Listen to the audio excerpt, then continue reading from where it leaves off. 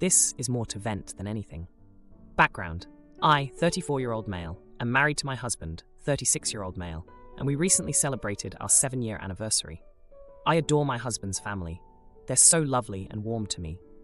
I came from a very different place, none of which I remember fondly. A lot of the things I went through have left me with severe emotional and psychological trauma that I'm in therapy for, and have been for about 4 years now. The only problem is my husband's youngest sister, 22-year-old female. I'll call Kim. Kim is nosy. She always feels like she needs to know about every aspect of a person's life. She targets this behavior towards me since I'm very private, especially about my past before I met my husband. I don't like talking about myself for very personal reasons, but that doesn't stop her from asking uncomfortable questions. Her parents and siblings have tried to talk to her about this, but it doesn't work. Normally I can brush off her questions, but this time I feel like she went too far. My husband and I had a small party for our anniversary Saturday. Kim was there, and she decided that she'd had enough of me ignoring her. During dinner, in front of everyone, Kim loudly demanded to know why I refused to talk about my past or my family. Why was I keeping so many secrets from them? Why won't I talk? She wouldn't let up. My husband, their parents, and our friends all told her to back off and sit down, but she wouldn't. I lost it. I got up and got in her face. I made myself just as loud as her. I told her she's not entitled to my past or my trauma. She doesn't need to know what happened to me, that she has no right to interrogate and humiliate me in my own home, and that if she couldn't act like an adult, then she needed to leave, because I wasn't going to put up with her. I think I genuinely scared her. The entire room went dead silent. She tried to talk again, but every time she did, I cut her off and told her to leave. She finally left. The rest of the guests also left not too long after, since the mood was pretty much ruined. As soon as everyone was gone, I broke down. My husband held me and comforted me as best he could. He told me how proud he was of me for standing up for myself, something I've had trouble doing in the past. The next morning, I woke up to texts from Kim and her parents. I hate confrontation. My husband helped me go through them.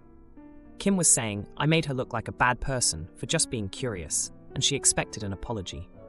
My husband's parents, thankfully, were more understanding.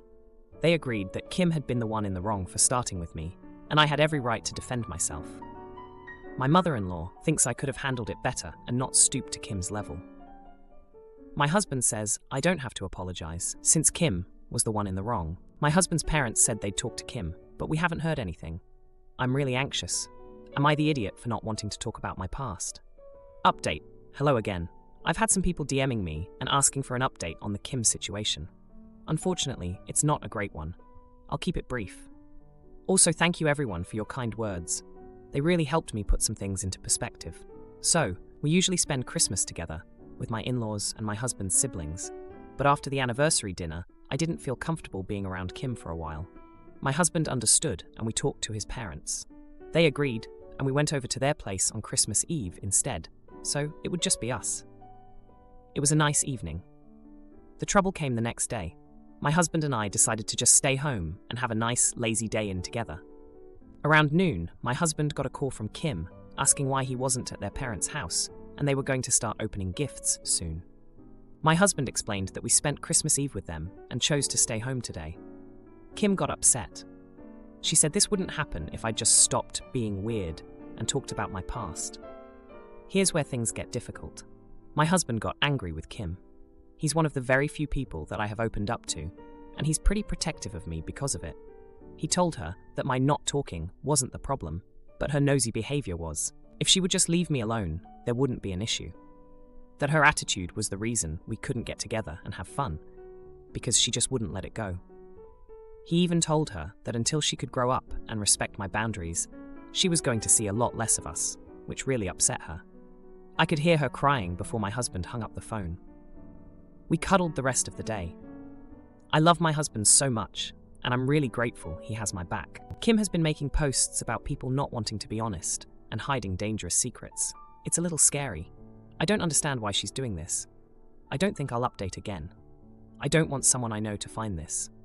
Now, for a few comments before the update. Comment 1. Not the idiot. My mother-in-law thinks I could have handled it better and not stooped to Kim's level. I'm raising a pink flag with this one.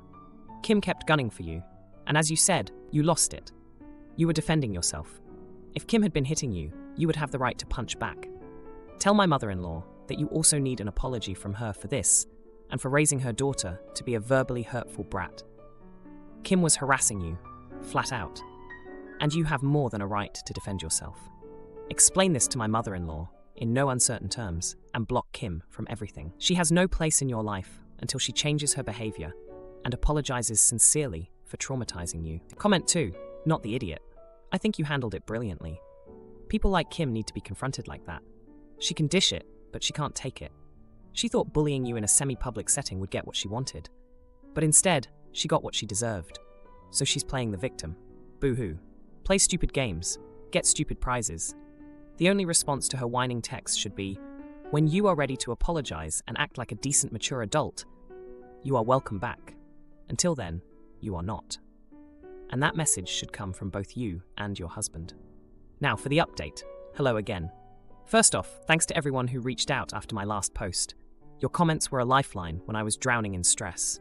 So, here's what's been going down with Kim since the anniversary blow-up. After the whole anniversary dinner showdown, things with Kim went from bad to worse. My husband and I had hoped for some peace, but that was wishful thinking. We'd been avoiding family gatherings to keep our distance from Kim, but she wasn't having any of it. My husband's family has this tradition of getting together every Sunday for dinner. It's been a thing since he was a kid.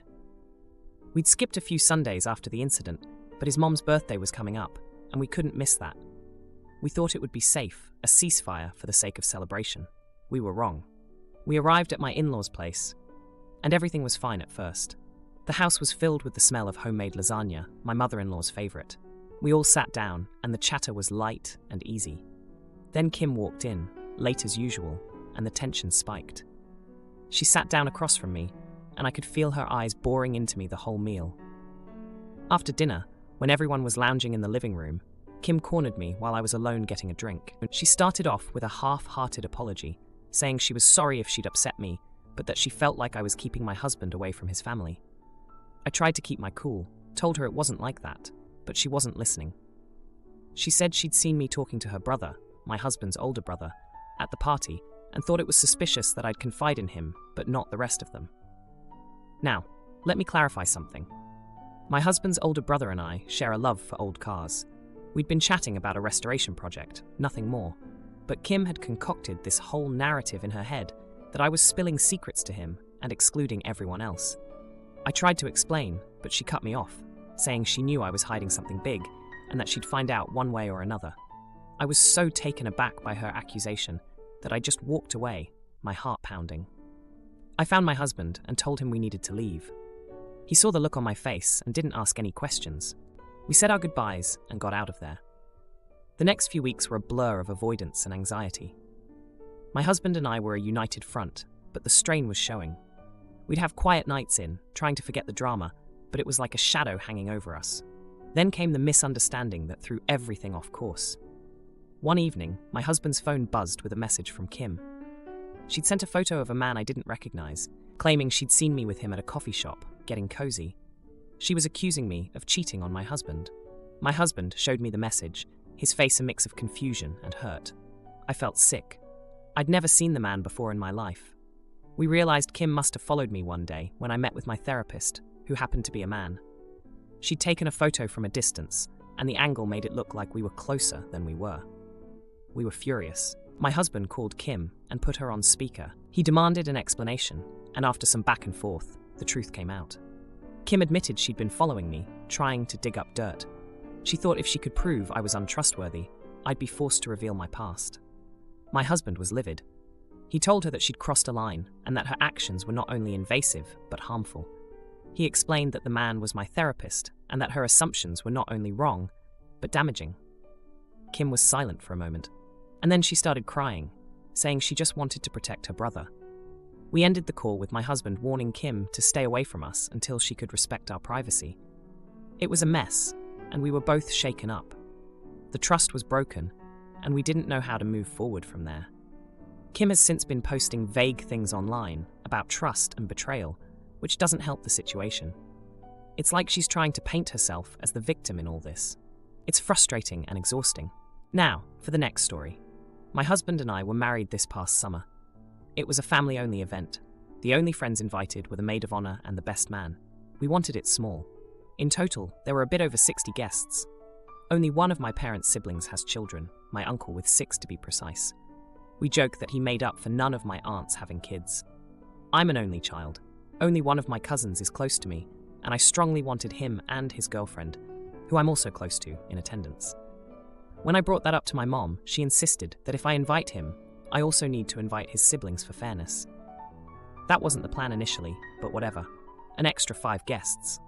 Invitations went out, and we received RSVPs, yes from all, including 4 significant others of the cousins. Annoying, since we didn't invite our own friends to keep the numbers down, but I didn't want drama and just accepted it. The wedding was magical and went off without a hitch. My uncle's table was the only one not to participate in anything, but hey, their prerogative. We opened the gifts the next day and received a check for $1,000 from their name, family. A generous amount for sure, but a group gift that wasn't even individually signed. Again, fine, all gifts are appreciated. The cousin I'm actually close to snuck us a card with their own gift. Since then, 3 of my cousins have gotten engaged. The first was on short notice, planned in a matter of months. It was last weekend, and my husband and I were invited to the cocktail hour, but not the ceremony or dinner.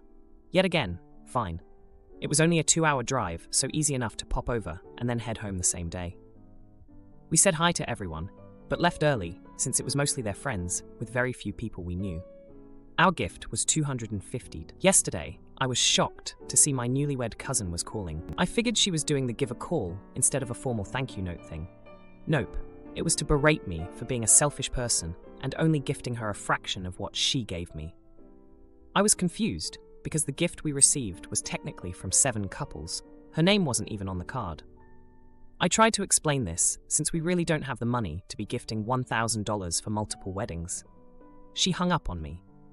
Since then, she has sent me multiple articles about manners and how you are meant to match the wedding gift you were given. I asked my parents how much they gave and found that they had given $1,000 as a gift from our family, specifically naming my husband and me on the card. So, I'm a little frustrated. If a family gift is appropriate, then the $250 we gave is a bonus, and the amount was matched. I didn't want to start anything, so I haven't pointed this out to my cousin. However, I'm still getting texts from her and her siblings about how greedy I am. We have been uninvited to the next cousin wedding because they don't want to waste money on trash like us that don't reciprocate. Are we really the ones at fault here? Now, for a few comments before the update. Comment 1. Not the idiot. Put out a group text showing that the family gift was not actually collected from members, and none of them signed the card. That your parents actually gave the gift and courteously put family on the card to not embarrass them. But since they are complaining about a gift you gave, you wanted everyone to know that they are complaining about something they didn't actually do to begin with. Show the whole family how terrible they are. RSVP yes, then don't show up. Comment 2. Absolutely not the idiot. Since they decided to go nuclear by uninviting you to future events and harassing you, I would send the cousins a comparison of $1,000 is less than $1,250 every time one of them texts you. I would also say that if they had basic manners and knew basic math, then they would understand that their actions lack maturity. I would also tell your uncle and parents about the treatment you've received. If it were my parents, they would be so angry. Now, for the update. 3 days ago, I was sitting at home, still reeling from the call with my newlywed cousin who had accused me of being selfish for the wedding gift we gave her. I was trying to shake off the feeling of being uninvited to the next cousin's wedding when my phone buzzed with a new message.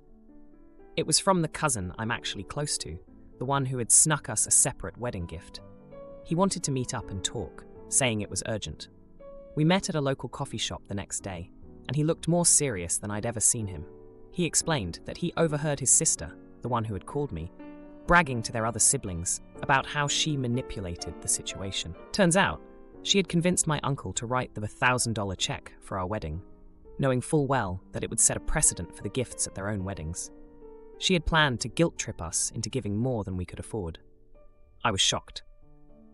My cousin and I had grown up together, playing in our grandparents' backyard, building forts and sharing secrets. He was the one who had taught me how to ride a bike after I had fallen off and scraped my knees a dozen times. And now, he was revealing a side of his family I never knew existed. The next twist came later that day when my husband came home from work. He had run into one of my other cousins, the one who was getting married next.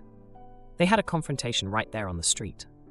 My husband, who had always been the calm and collected one, had lost his cool. He told my cousin about the manipulation and deceit that was going on behind our backs. My cousin was taken aback, having no idea about his sister's scheming. That evening, my phone was blowing up with messages from my cousins. They were apologizing, saying they had no idea about their sister's plan. They had always seen her as the responsible one, the one who organized family events and took care of their parents when they were ill. But now, they were seeing a different side of her. The following day, my parents called. They had heard about the drama and were furious. My mom, who had always been the peacemaker in the family, was especially upset. She had spent years making sure everyone got along, hosting family dinners every Sunday, and mediating arguments. She couldn't believe that one of her brother's children would cause such a rift in the family. But the real jaw-dropper came later that night. My newlywed cousin, the one who had started all this, showed up at our doorstep, tears streaming down her face. She confessed that she was in debt and had been using the wedding gifts to pay it off. She had been living a life she couldn't afford, trying to impress her friends with lavish parties and expensive clothes. She had seen our wedding as an opportunity to get a large gift that would help her financial situation.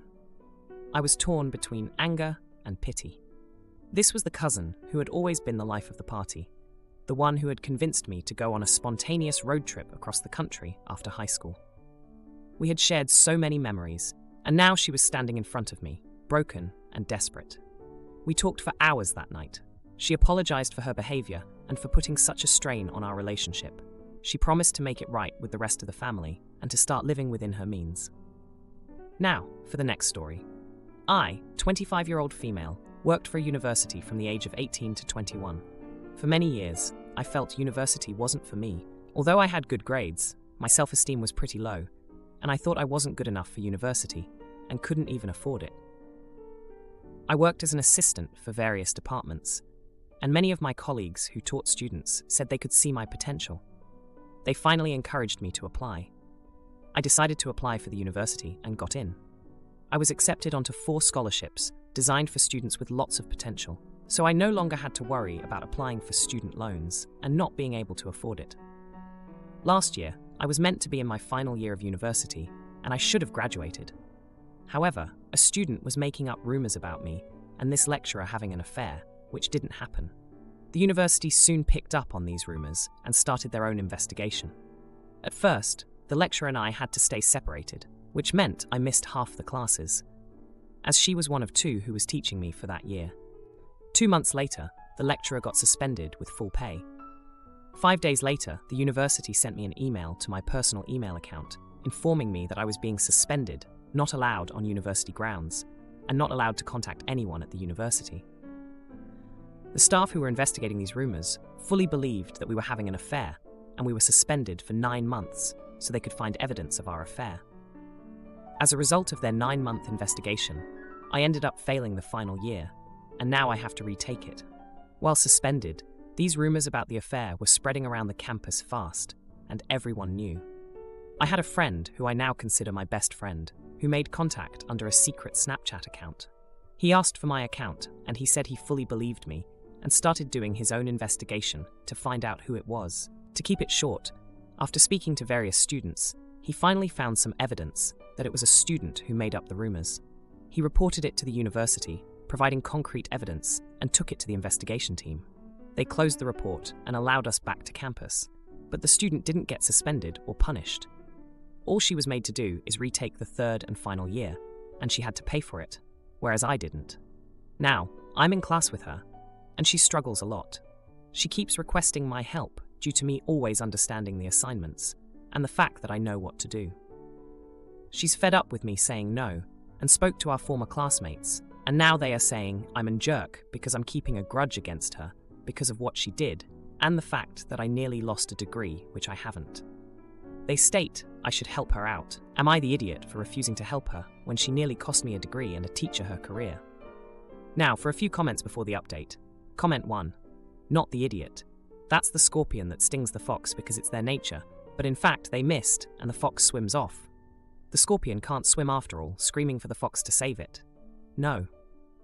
Why are none of these others offering her help? How many of their lives were impacted by her negligent and horrific accusations? You have no obligation to help, and every reason to avoid her.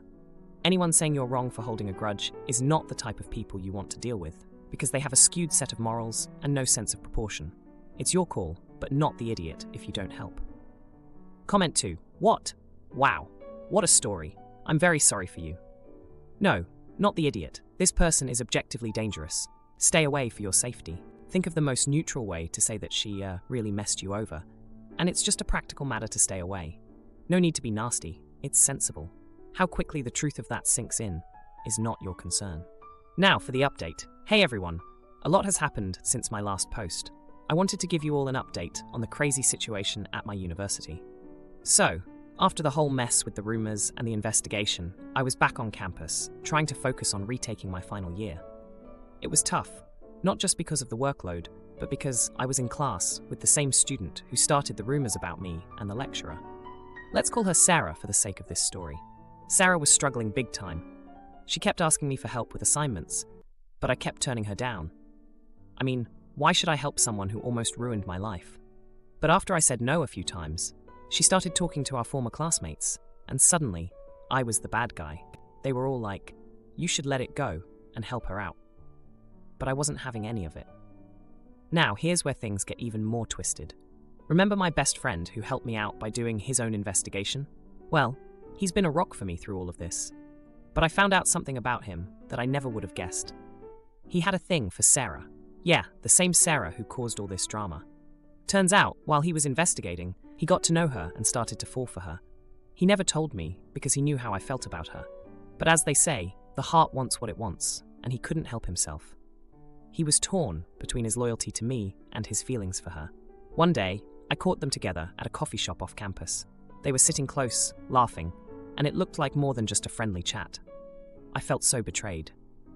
Here was my best friend, the one person who stood by me, and he was getting cozy with the enemy. I confronted him later that day, and he came clean about everything. He said he was sorry, and that he never meant to hurt me.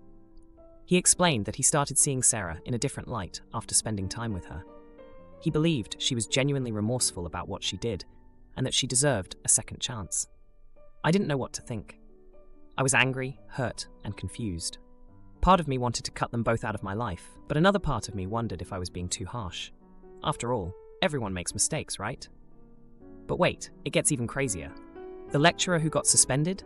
She came back to teach this semester, and guess what? She and I had to have a meeting to clear the air before classes started. It was awkward, to say the least. She told me she held no hard feelings and that she understood why I kept my distance. During our talk, she dropped a bombshell. She had been going through a rough divorce at the time the rumors started. Her ex-husband was trying to use anything he could against her, and the rumors made it to the courtroom. She was fighting to keep custody of her kids, and the scandal at the university was the last thing she needed. I felt terrible for her. Here I was, thinking I had it bad, but she was dealing with so much more. We ended up bonding over the whole ordeal and decided to support each other moving forward.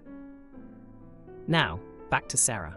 She was still struggling in class, and after everything that happened, I started to feel a little sorry for her. I didn't want to help her, but I also didn't want to be the reason she failed. It was a tough spot to be in. Then, one day, she approached me with tears in her eyes. She apologized for everything. She told me she was under a lot of pressure from her family to be perfect, and that she started the rumors because she was jealous of my success. She said she regretted it every day since, and that she understood if I couldn't forgive her. I was taken aback. I never expected her to own up to it like that. It didn't erase what she did, but it made me see her in a different light. I was still mad, but I started to think maybe I could help her, just a little. Not for her sake, but for mine, so I could move on and put this whole mess behind me. So, I agreed to help her with some study tips, nothing too involved, just enough to get her on the right track. It felt good to let go of some of that anger. But here's the twist. Just when I thought things were settling down, I found out that the university was launching another investigation. This time, it was about the scholarships I received. Someone had anonymously tipped them off, claiming I didn't deserve the scholarships, and that I got them through favoritism because of my supposed affair with the lecturer. I couldn't believe it. After everything, it was starting all over again. And the worst part? The evidence was pointing to Sarah as the one who made the anonymous tip. It was like a slap in the face. Here I was, trying to be the bigger person, and she was possibly stabbing me in the back again. If you liked this video, you'll probably like these too. Also, while you're here, please consider subscribing. It's your support that keeps this channel alive and allows me to make better and longer videos. Have a great day.